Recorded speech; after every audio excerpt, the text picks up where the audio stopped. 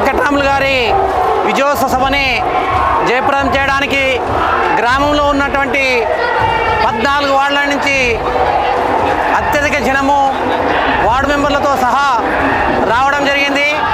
ఈ విజయోత్సవం చూసి ప్రజలకు మిత్రపక్షాల తరపున ప్రత్యేకమైన ధన్యవాదాలు తెలియజేస్తున్నాం. ప్రజలు మాపై ఉంచిన నమ్మకాన్ని వమ్ము చేయకుండా మా బాధ్యతని మరింత పెంచారన్న రకంగా మేము తెలియజేస్తున్నాం.